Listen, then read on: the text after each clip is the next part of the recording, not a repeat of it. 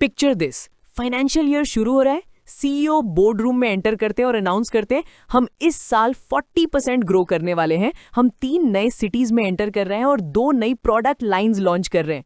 पूरा रूम तालियों से गूंज उठता है। Sales head already celebrations plan कर रहे हैं, मार्केटिंग टीम अपने दिमाग में कैंपेन्स डिजाइन कर रही है और फिर धीरे से सबकी नजरें एचआर की तरफ घूम जाती हैं, क्योंकि अगला सवाल जो किसी को भी जवाब नहीं देना होता, और ये सब एक्चुअली पुल ऑफ करने के लिए कितने लोगों को हायर करना होगा।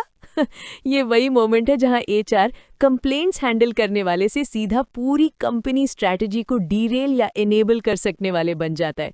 No pressure, right? Welcome back. हम एचआर सीरीज कंटिन्यू कर रहे हैं और आज हम टैकल कर रहे हैं ह्यूमन रिसोर्सेज के सबसे क्रिटिकल और ऑनेस्टली सबसे अंडर अप्रिशिएटेड फंक्शंस में से एक, man power planning and budgeting. इस वीडियो के एंड तक आप समझ जाओगे कि मैन पावर प्लानिंग एक्चुअली क्या है, इसको गलत करने के कॉन्सिक्वेंसेस कितने कैटास्ट्रॉफिक होते हैं, स्टेप बाय स्टेप प्रोसेस कैसे काम करता है और ऑर्गेनाइजेशंस अपने लोगों के लिए बजट एक्चुअली कैसे बनाती है। चलो शुरू करते हैं।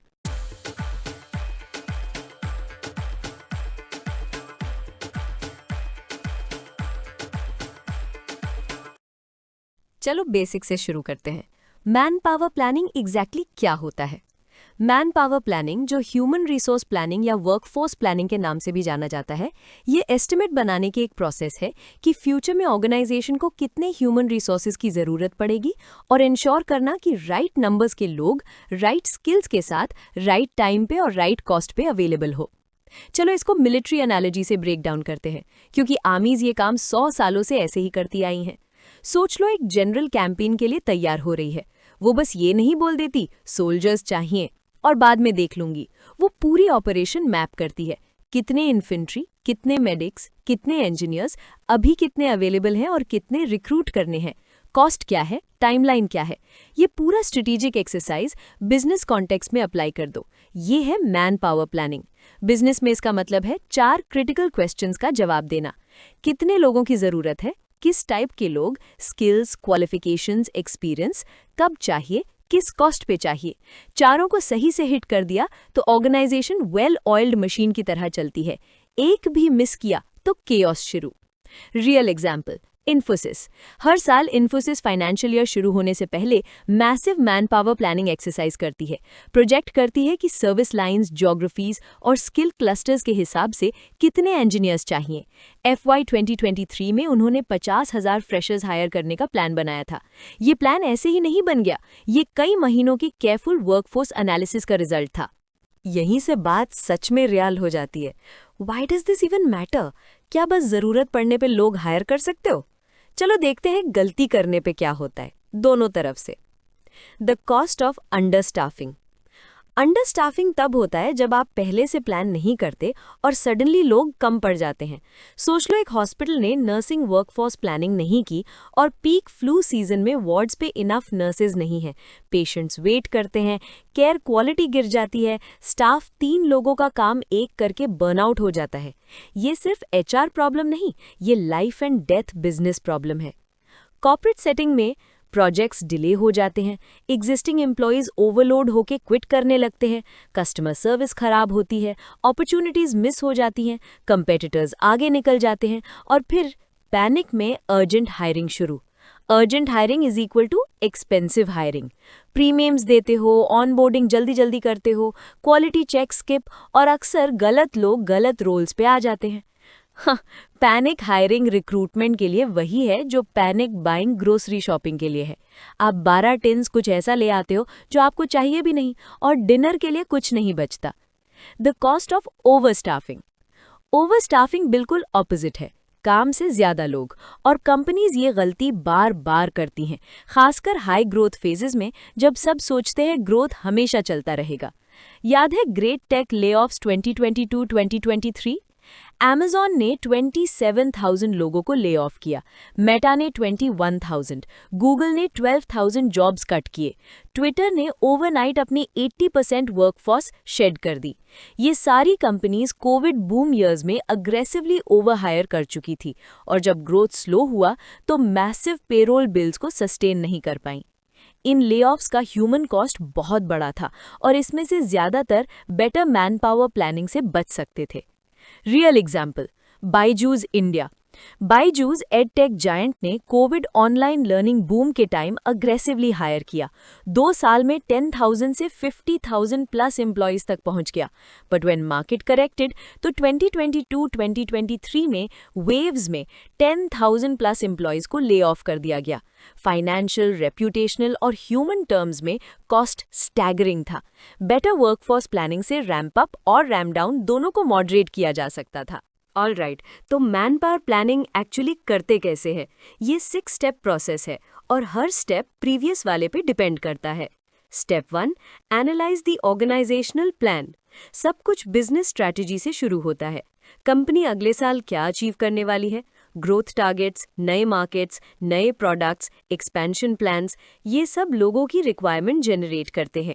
अगर कंपनी 50 नए स्टोर्स खोलने वाली है तो एचआर को पता होना चाहिए हर स्टोर पे कितने सेल्स स्टाफ, कितने मैनेजर्स, क्या ट्रेनिंग की ज़रूरत। ये सब तब तक नहीं हो सकता जब तक बिजनेस प्लान को प्रॉपर्ली समझ ना लो। स्टेप 2, फोरकास्ट फ्यूचर डिमांड यानी man power demand. Business plan के बेसिस पे एचआर फोरकास्ट करता है कि एग्जैक्टली कितने लोग और किस स्किल्स के साथ ऑर्गेनाइजेशन को फ्यूचर के डिफरेंट पॉइंट्स पे चाहिए। इसमें क्वांटिटेटिव फोरकास्टिंग यानी mathematical models, trend analysis, workload analysis और क्वालिटेटिव फोरकास्टिंग जैसे expert judgement, manager inputs, scenario planning दोनों आते हैं। क्वांटिटेटिव फोरकास्टिंग बहुत साइंटिफिक लगता है जब तक ग्लोबल पैंडेमिक ना आ जाए, वॉर ना शुरू हो जाए या कोई एआई इन्वेंट ना कर दे जो आपके वर्कफोर्स का आधा काम ओवरनाइट करने लगे। क्वालिटेटिव सेंस चेक नंबर्स जितना ही इंपॉर्टेंट है। Step 3, analyse current man power यानी सप्लाई एनालिसिस। अब एचआर देखता है कि उसके पास ऑलरेडी क्या है। करंट वर्कफोर्स का फुल ऑडिट, कितने लोग, किस रोल्स में, किस स्किल्स के साथ, परफॉर्मेंस लेवल्स क्या है, अट्रिशन ट्रेंड्स क्या है, अगले 12 to 24 मंथ्स में कौन प्रमोट होने वाला है, रिटायर होने वाला है या छोड़ने वाला है। यही मैन पावर इन्वेंट्री या स्किल्स इन्वेंट्री कहलाता है। बेसिकली आपके करंट ह्यूमन कैपिटल का डेटाबेस। रियल एग्जाम्पल, विप्रो अपने ग्लोबल वर्कफोर्स के across sophisticated skills matrix maintain करता है। हर एम्प्लॉय के टेक्निकल सर्टिफिकेशंस, प्रोजेक्ट एक्सपीरियंस और लर्निंग प्रोग्रेशन को ट्रैक करता है। ये इन्वेंट्री डायरेक्टली उनके मैन पावर प्लानिंग को फीड करता है। 200,000 प्लस एम्प्लॉयज में कहाँ सरप्लस है और कहाँ गैप्स है, ये इंस्टेंटली देख सकते हैं। स्टेप 4, आइडेंटिफाई द गैप यानी डिमांड वर्सेस सप्लाई। अब कोर कैलकुलेशन आती है।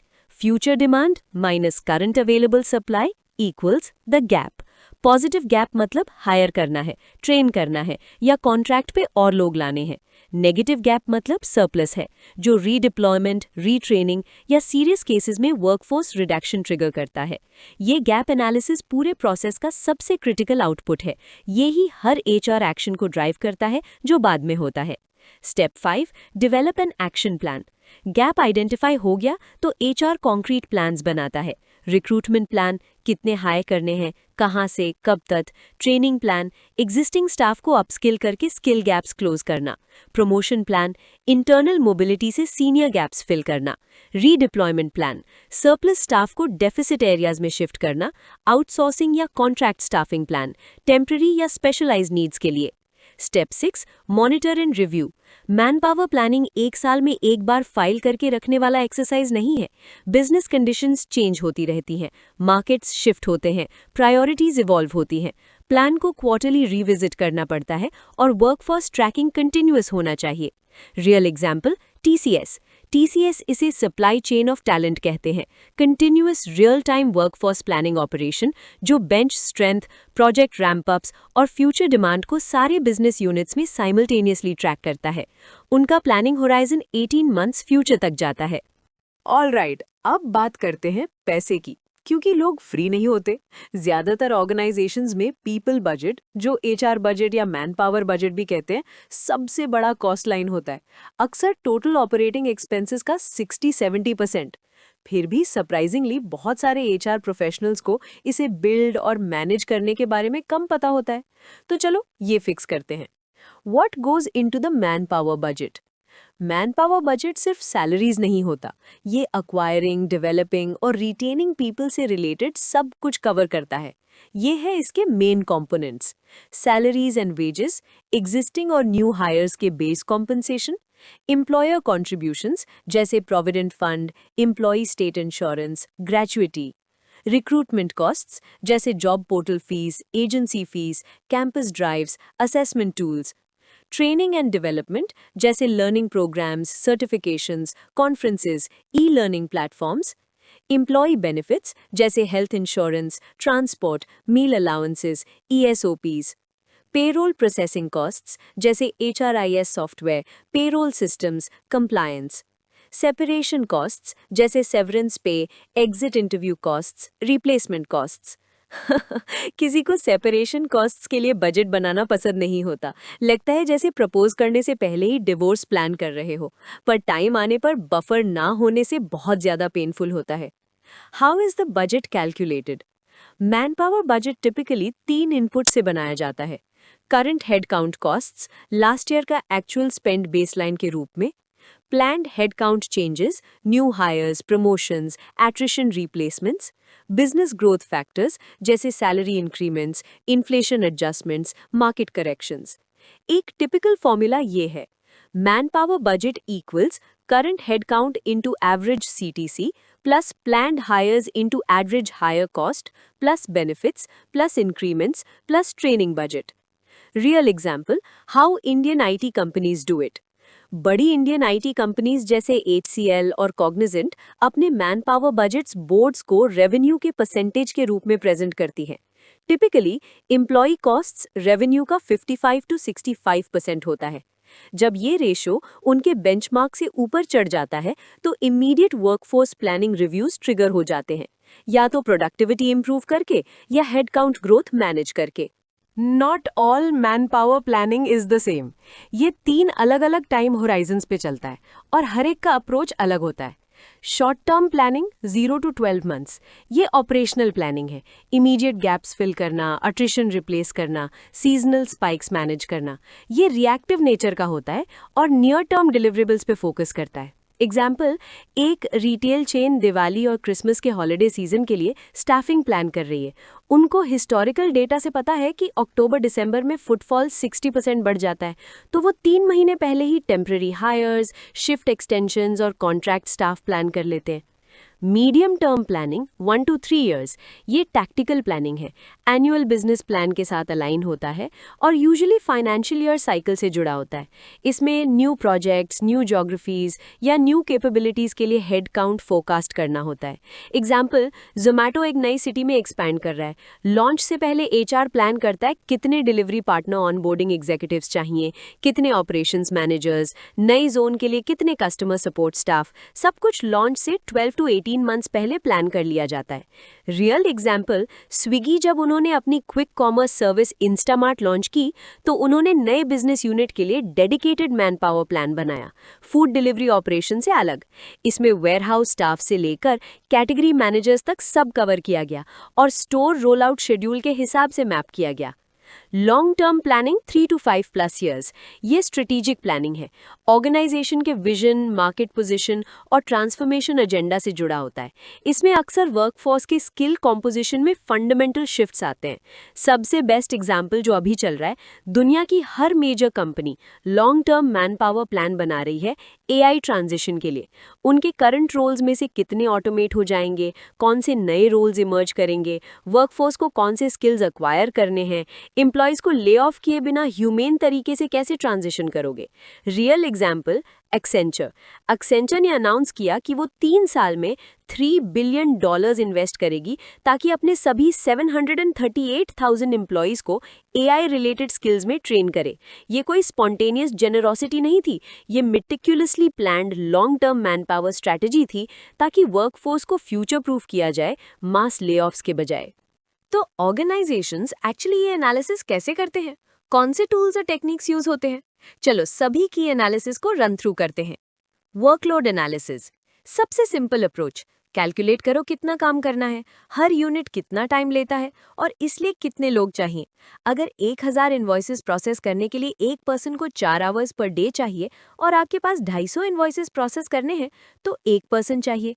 इसको पूरे बिजनेस में स्केल अप कर दो और आपके पास data driven head count number ready है। Ratio trend analysis.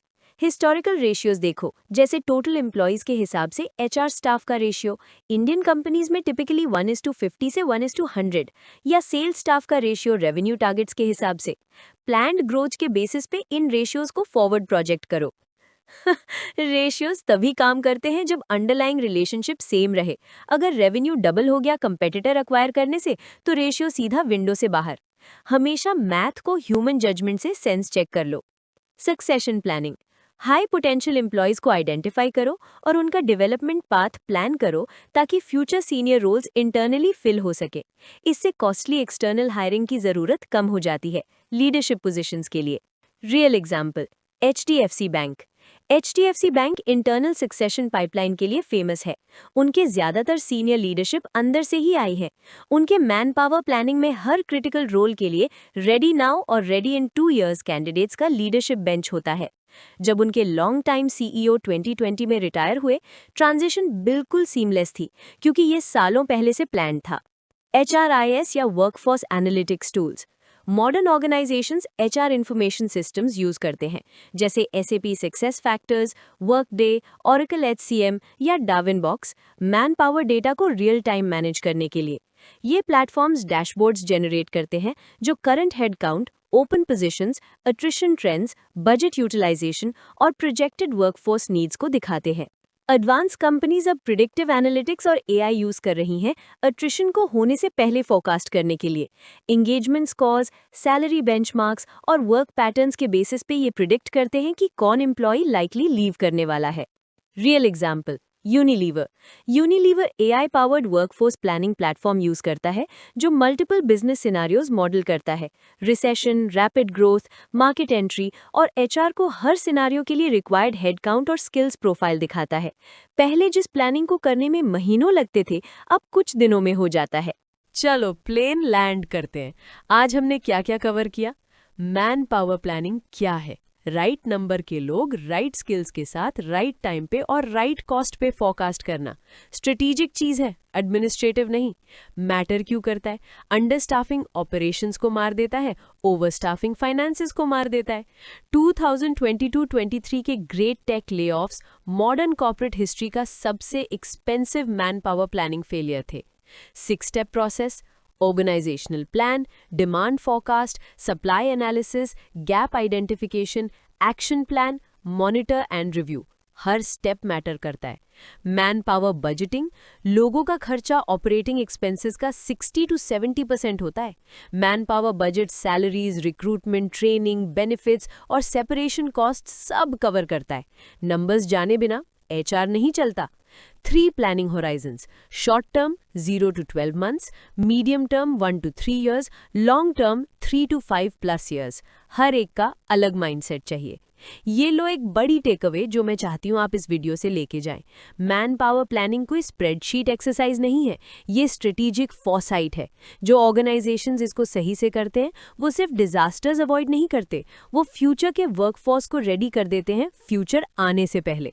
सबसे बेस्ट HR प्रोफेशनल्स जो मैंने देखे हैं वो वेट नहीं करते थे कि कोई पूछे कितने लोग हायर करने। वो बोर्ड रूम में ऑलरेडी जवाब लेके जाते थे, सवाल पूछा जाए उससे पहले।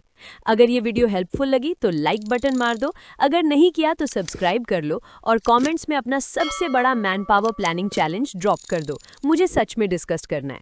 Next video, recruitment sources.